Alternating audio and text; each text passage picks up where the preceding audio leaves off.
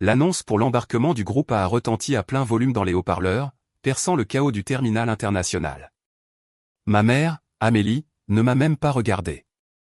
Elle était trop occupée à guider son nouveau mari, Bastien, et ses 2 parfaits enfants vers la porte d'embarquement. Quand je me suis avancé, l'agent d'embarquement a froncé les sourcils. Non valide, a haleté ma mère. Une performance digne d'un prix. Oh non, a-t-elle dit, sa voix dégoulinant d'une fausse inquiétude. Ce doit être une erreur du système, Chloé. Le bateau est complet. Elle n'a pas discuté. Elle n'a pas demandé à voir un responsable. Elle a simplement plongé la main dans son sac et a fourré une liasse de billets froissés dans ma main. 80 €. Prends un taxi pour rentrer à la maison, a-t-elle dit. On réglera ça à notre retour. Puis elle s'est retournée et a passé la sécurité sans un seul regard en arrière. Avant de vous raconter ce que j'ai fait de ces 80 €, laissez un commentaire et dites-moi d'où vous écoutez en ce moment. Vous êtes-vous déjà senti comme une intruse dans votre propre famille? Je veux entendre votre histoire. Je suis resté là pendant exactement 3 minutes après leur disparition au contrôle de sécurité. Je n'ai pas crié. Je n'ai pas couru après eux en les suppliant de m'emmener. Pleurer implique la surprise. Et avec le recul, je n'étais pas surprise.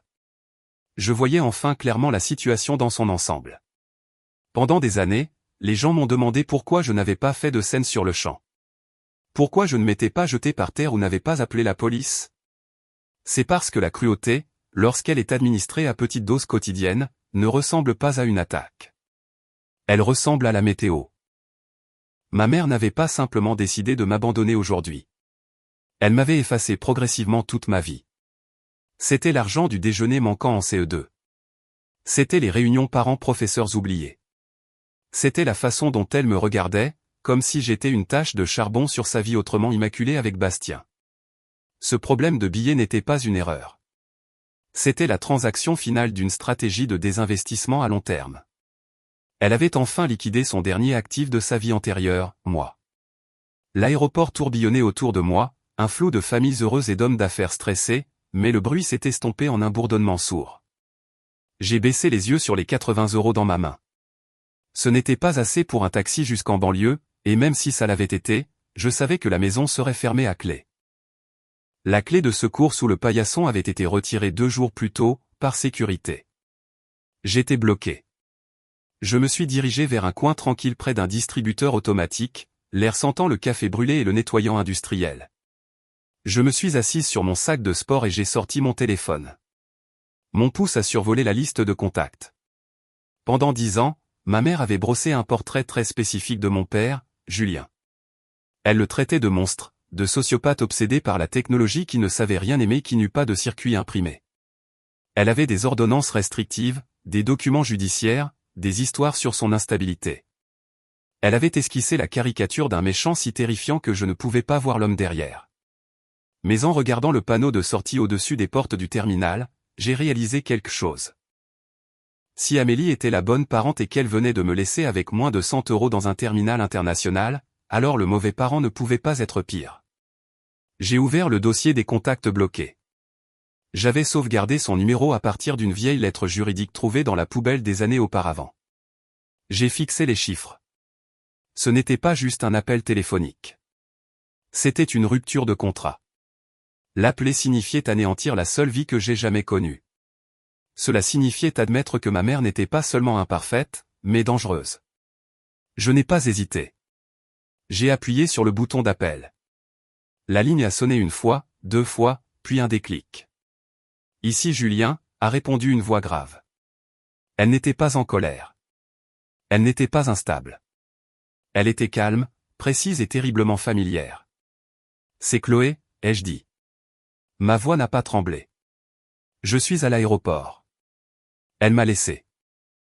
Il y eut un silence à l'autre bout du fil qui semblait plus lourd que tout le terminal. Reste exactement où tu es, a-t-il dit. J'arrive. Le trottoir devant le terminal des arrivées internationales est généralement une zone de guerre de taxis klaxonnants et de voyageurs désespérés, mais 10 minutes après que j'ai raccroché, le bruit a cessé. Un convoi de 3 VUS noirs blindés a fendu le trafic comme des requins à travers un banc de petits poissons. Ils se sont arrêtés juste devant moi, ignorant les panneaux d'interdiction de stationner. La porte arrière du véhicule du milieu s'est ouverte et un homme en est sorti. Ce n'était pas le monstre des histoires de ma mère. Il était grand, portait un costume anthracite qui coûtait probablement plus que tout le budget vacances d'Amélie. Son visage était fin, intelligent, et marqué d'une sorte d'intensité lasse. Il ressemblait exactement à la seule photo que j'avais cachée dans ma boîte à bijoux. « Chloé » a-t-il dit. Sa voix s'est légèrement brisée. Je n'ai pas couru vers lui. J'étais toujours figé, tenant toujours mes 80 €. Il s'est approché, s'est agenouillé pour être à mon niveau, et m'a regardé comme si j'étais quelque chose de précieux qu'il avait perdu il y a 10 ans. « Je suis là » a-t-il dit. « Tu es en sécurité. » Il ne m'a pas serré dans ses bras tout de suite. Il a attendu que je hoche la tête. Quand je l'ai finalement fait, il m'a entouré de ses bras, et pour la première fois en 16 ans, je me suis senti autre chose qu'un fardeau. Je me suis senti protégé. Nous sommes montés dans le VUS. L'intérieur sentait le cuir et le cèdre. C'était silencieux, isolé du chaos extérieur. « Où allons-nous » ai-je demandé. « À la maison » a-t-il dit. « Une vraie maison. » Nous avons roulé pendant 1 heure, laissant la ville derrière nous, serpentant sur une autoroute de la Côte d'Azur jusqu'à atteindre un immense portail en fer. Il s'est ouvert silencieusement. L'allée menait à un domaine à flanc de falaise qui ressemblait plus à une forteresse moderne qu'à une maison. Du verre, de l'acier et du béton perchés au bord du monde. C'était impénétrable. À l'intérieur, Julien m'a conduite le long d'un long couloir jusqu'à une porte au bout. « Je n'y ai jamais touché » a-t-il dit doucement. « Je savais que tu finirais par revenir. » Il a ouvert la porte. Ce n'était pas une chambre d'amis. C'était un sanctuaire.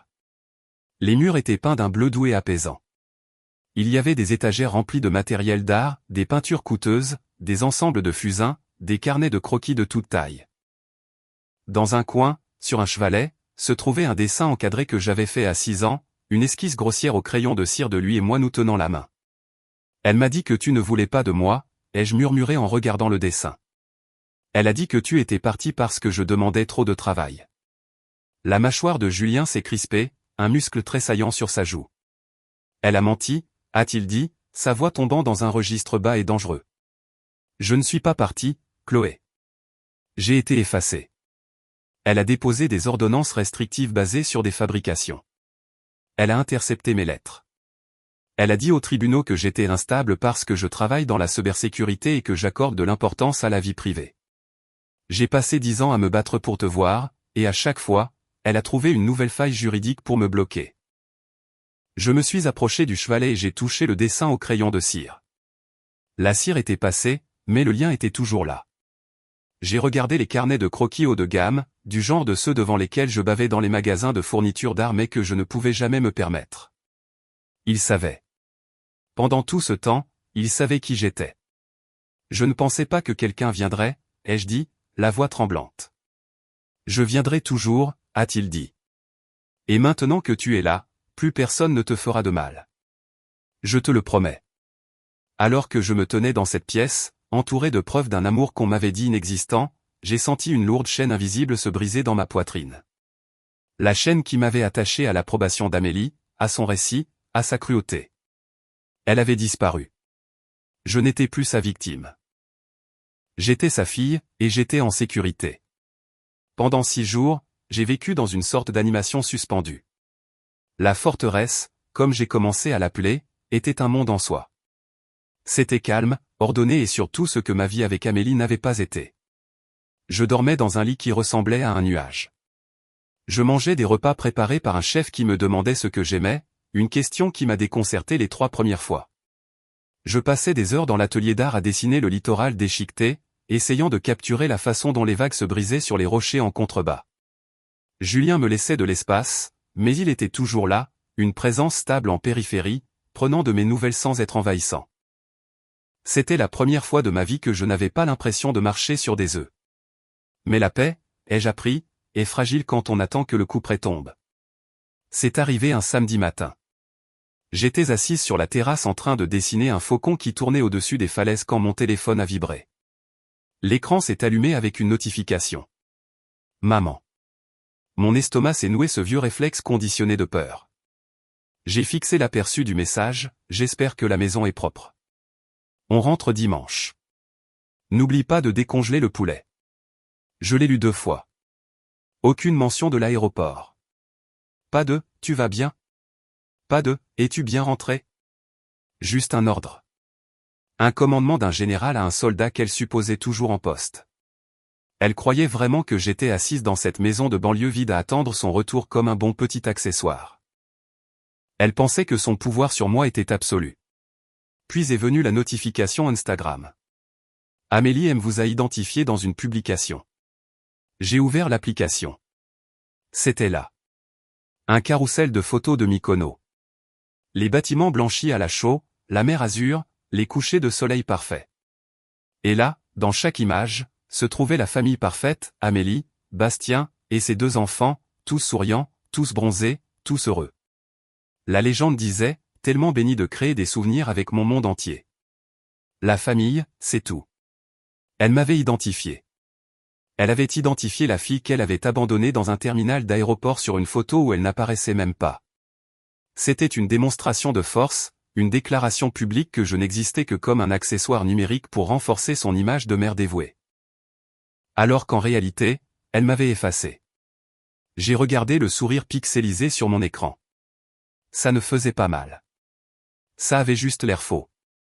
La colère qui s'est installée dans ma poitrine n'était pas chaude ou désordonnée. Elle était froide. C'était la clarté d'un juge rendant une sentence. Elle n'avait aucun remords. Elle ne s'inquiétait pas pour moi. Elle était agacée de devoir gérer le désordre que je représentais à son retour. Elle pensait qu'elle pouvait simplement reprendre là où elle s'était arrêtée, m'utilisant comme son souffre-douleur et sa bonne. Je suis entré dans le bureau de Julien. Il était en conférence téléphonique, mais il a raccroché dès qu'il a vu mon visage. Elle a envoyé un texto, ai-je dit d'une voix neutre. Je lui ai montré le téléphone. Julien a lu le texto. Puis il a regardé la publication Instagram. Son expression n'a pas changé, mais la température dans la pièce a semblé chuter de 10 degrés. Il a posé le téléphone sur son bureau avec un clic délibéré et lourd. Elle pense que tu joues encore selon ses règles, a-t-il dit. Elle pense que je suis sa propriété, ai-je corrigé. Les propriétés peuvent être reprises, a dit Julien. Il a ouvert un tiroir et en a sorti un épais dossier juridique. Et les locataires peuvent être expulsés. Il m'a regardé, et pour la première fois, je n'ai pas vu seulement un père. J'ai vu un titan de l'industrie, un homme qui démantelait ses concurrents pour gagner sa vie. « Es-tu prête ?» a-t-il demandé. J'ai regardé la photo de ma mère souriant en Grèce, vivant sa meilleure vie sur du temps emprunté. « Oui », ai-je dit. « Brûle tout. » Julien m'a fait signe de m'asseoir dans l'un des fauteuils en cuir face à son bureau. Il n'a pas offert de réconfort ou de platitude. Il a offert une stratégie. Il a ouvert le dossier qu'il avait sorti du tiroir et l'a fait glisser sur la surface en acajou poli. « Sais-tu à qui appartient l'appartement terrasse où vit ta mère ?» a-t-il demandé. « À Bastien », ai-je dit. « C'est un investisseur immobilier. Maman se vante toujours de la façon dont il l'a acheté pour eux. » Les lèvres de Julien se sont retroussées en un sourire sec et sans humour. Bastien est un investisseur immobilier de la même manière que je suis un informaticien. Il s'y essaie. Il utilise l'effet de levier, mais il ne possède pas cet appartement terrasse. Il ne l'a jamais possédé. Il a tapoté le document devant moi. J'ai baissé les yeux. C'était un titre de propriété. Le langage juridique était dense, mais les noms en haut étaient clairs, le Trust Chloé. J'ai acheté cet immeuble il y a 12 ans, a dit Julien. Quand ta mère et moi avons divorcé, j'ai mis l'appartement terrasse dans un trust pour toi. Les conditions étaient simples, Amélie pouvait y vivre en tant que ta principale gardienne jusqu'à tes 18 ans, à condition qu'elle maintienne un standard de soins moral. C'était ma façon de m'assurer que tu aies toujours un toit au-dessus de ta tête, peu importe ce qui m'arrivait. Mon esprit s'est emballé. Les sols en marbre, les vues imprenables sur la ville, l'adresse qu'Amélie exhibait à ses amis comme preuve de son ascension sociale, tout m'appartenait. C'est une locataire, ai-je murmuré. Une locataire à titre gracieux. Exactement, a dit Julien. Et en t'abandonnant dans un aéroport pour partir en vacances qu'elle ne pouvait pas se permettre, elle a violé la clause de moralité du trust. Elle a manqué à son devoir fiduciaire de gardienne. Légalement, elle s'est expulsée elle-même au moment où elle a franchi ce contrôle de sécurité. Il a sorti un autre document, un avis d'expulsion. Ce n'était pas l'avertissement standard de 30 jours. C'était une révocation immédiate des privilèges pour rupture de contrat. Ce n'est pas de la vengeance, Chloé, a dit Julien, la voix égale. C'est l'application d'un contrat. Elle a enfreint les règles. Maintenant, elle en subit les conséquences. Il m'a tendu un stylo.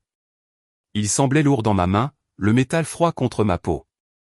Tu es la bénéficiaire, a-t-il dit. C'est ta décision. Appliquons-nous le contrat. J'ai pensé aux années passées à être traitée comme une servante dans ma propre maison. J'ai pensé aux enfants de Bastien qui avaient les grandes chambres pendant que je dormais dans le petit bureau. J'ai pensé aux 80 €. Elle se croit intouchable, ai-je dit. Elle est sur le point de découvrir qu'elle est sans abri, a répondu Julien. J'ai regardé la ligne de signature. Approbation du bénéficiaire. Je n'ai pas hésité. J'ai signé de mon nom. L'encre coulait, sombre et permanente. C'était moins comme signer un document que comme signer un arrêt de mort pour la vie que je connaissais. Mais en posant le stylo, je n'ai pas ressenti de culpabilité. Je me suis sentie puissante. Bien, a dit Julien en fermant le dossier. Maintenant, regardons les finances. Avant même que l'encre sur l'avis d'expulsion ne soit sèche, le téléphone de Julien a vibré. C'était un message de son expert comptable judiciaire, un homme nommé Dubois, dont Julien disait qu'il pouvait trouver un centime manquant dans un budget d'1 milliard d'euros. Julien a lu le message, et pour la première fois, j'ai vu un véritable choc se dessiner sur son visage. Pas de la colère, du choc. Qu'est-ce que c'est, ai-je demandé. Il a tourné l'écran vers moi. C'était une copie numérique d'un bordereau de retrait bancaire daté de 3 jours avant le voyage. Montant, 22 000 €, d'un compte intitulé « Fonds médical d'urgence Chloé ». J'ai créé ce fonds à ta naissance, a dit Julien, sa voix dangereusement calme.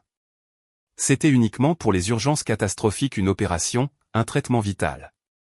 Il fallait 2 signatures pour tout retrait de plus de 5 000 €.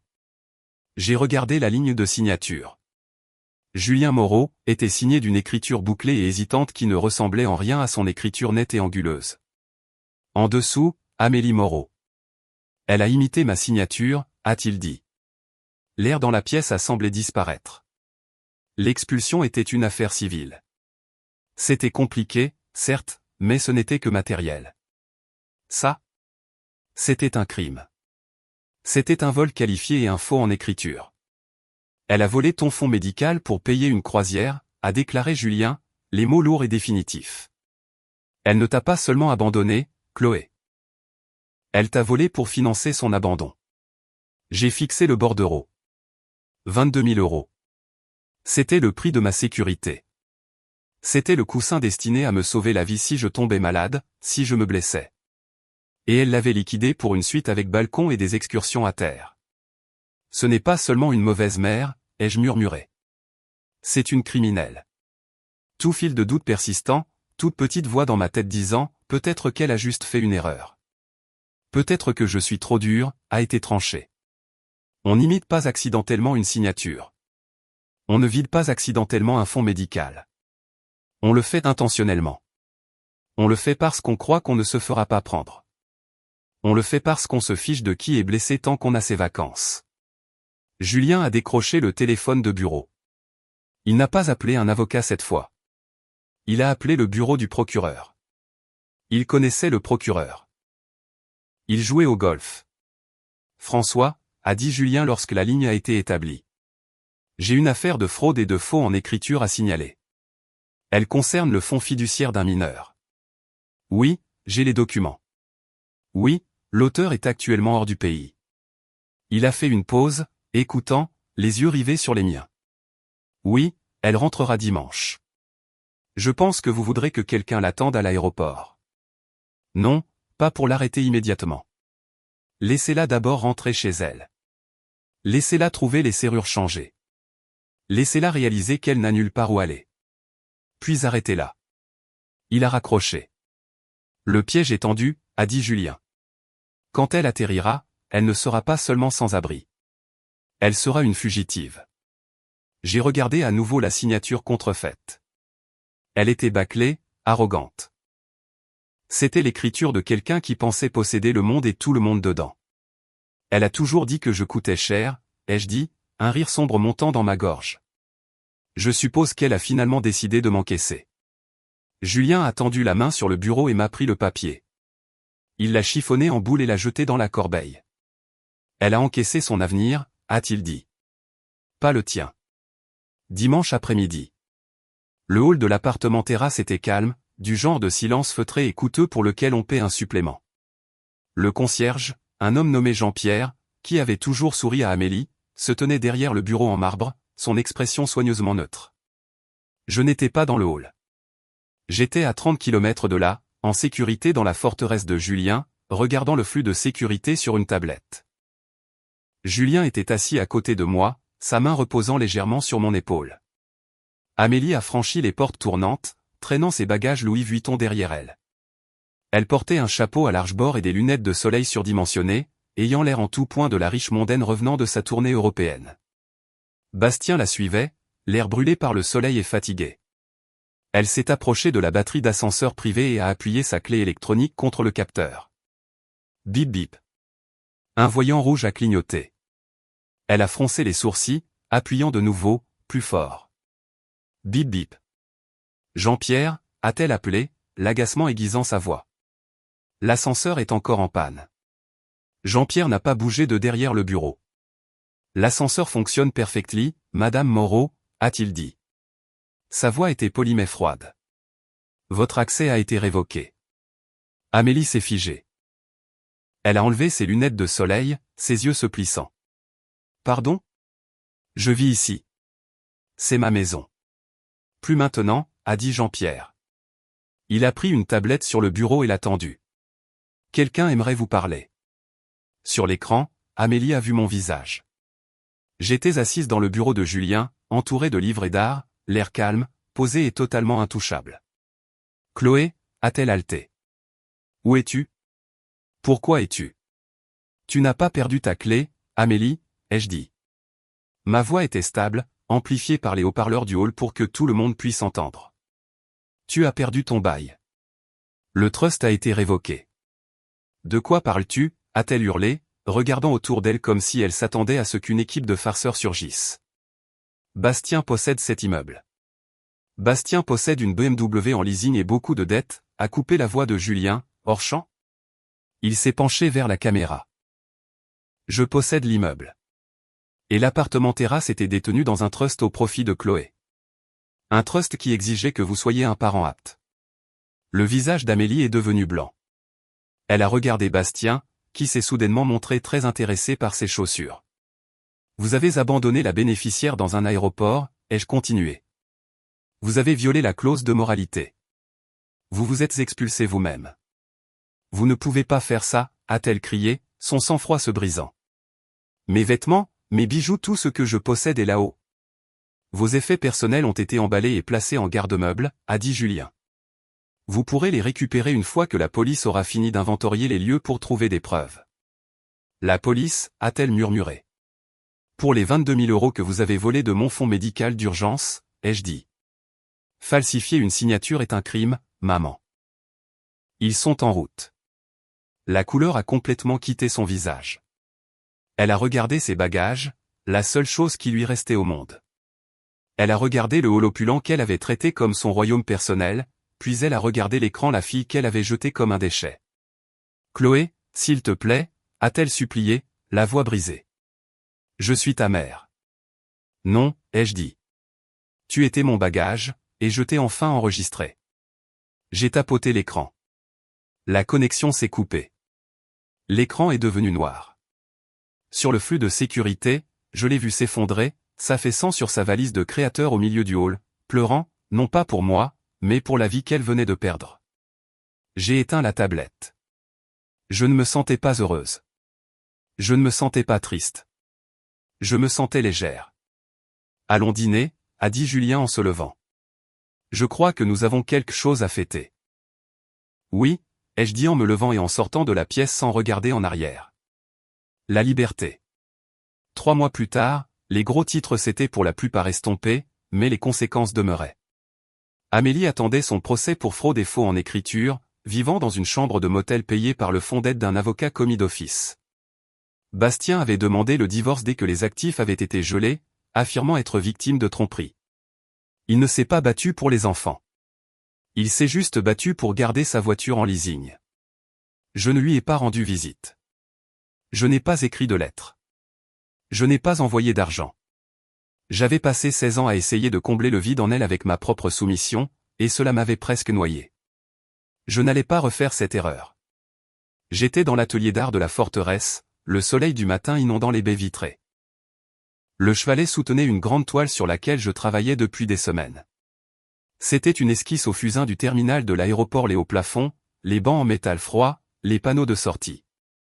Mais il y avait une différence. Au centre du cadre où ma mère s'était autrefois tenue, dans mon souvenir, il n'y avait qu'un espace vide. Je l'avais effacé. Je m'étais dessiné à la place, debout, droite, tenant un téléphone à l'oreille, ne regardant pas la femme qui s'éloignait, mais l'horizon au-delà de la vitre. Julien est entré, portant 2 tasses de café. Il s'est tenu à côté de moi, regardant le dessin. « C'est fini ?» a-t-il dit. « Oui », ai-je répondu en essuyant la poussière de fusain de mes mains. « Ça l'est. »« Comment vas-tu l'appeler ?» J'ai regardé la fille sur l'esquisse. Elle n'était pas une victime. Elle n'était pas un bagage. Elle était l'architecte de son propre sauvetage. Le départ, ai-je dit. Ou peut-être, l'arrivée. Julien a souri en me tendant une tasse. Je préfère ça. Qu'est-ce que ça fait? J'ai pris une gorgée de café, regardant l'océan qui se brisait contre les falaises en contrebas. Le monde était vaste, ouvert et en attente. J'avais un père qui m'aimait, une maison qui était sûre et un avenir qui m'appartenait entièrement. J'ai l'impression de pouvoir enfin respirer, ai-je dit. J'ai pris une gomme et j'ai effacé une petite tache près du bord de la toile, la dernière ombre d'une vie que j'avais dépassée. Je ne la détestais plus. Je n'avais pas pitié d'elle. Je n'avais juste plus besoin d'elle. Je suis prête, ai-je dit en me détournant du chevalet. Pourquoi, a demandé Julien. Pour tout le reste. Si vous avez déjà dû couper les ponts pour sauver votre propre santé mentale, partagez cette histoire. Vous n'êtes pas seul, et vous n'êtes pas un fardeau.